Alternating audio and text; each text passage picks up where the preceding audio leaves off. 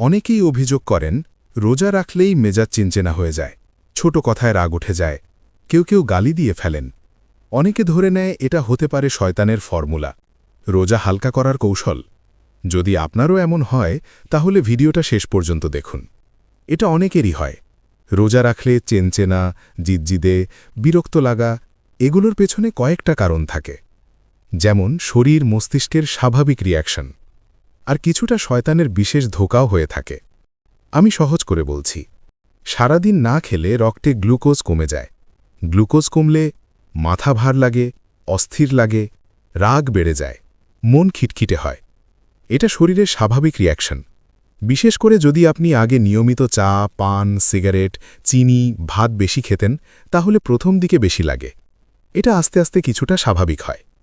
আরেকটা সমস্যা হলো পানি কম হলে। মেজাজ খারাপ, শরীর চেনচেনা, অদ্ভুত অস্বস্তি। ইফতার সেহরিতে পর্যাপ্ত পানি পান করবেন।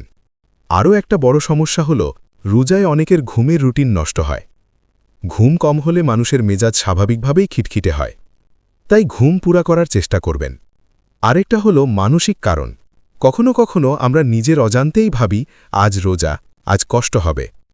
এই মানসিক প্রস্তুতিও শরীরের অনুভূতিতে প্রভাব ফেলে। এই সব মিলে যখন আপনি রেগে যান, ওইটা হয় শয়তান, প্রথম কাজ।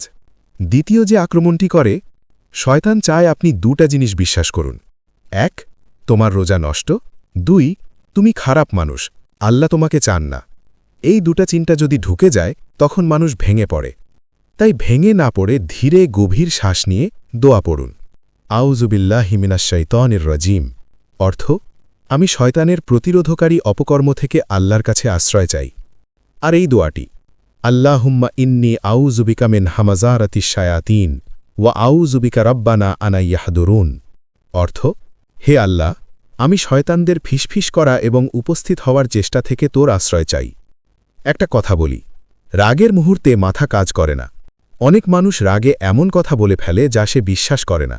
রাসূল সাল্লাল্লাহু আলাইহি ওয়াসাল্লাম বলেছেন, যদি কেউ রোজাদারকে গালি দেয় বা ঝগড় করে, সে বলবে আমি রোজাদার।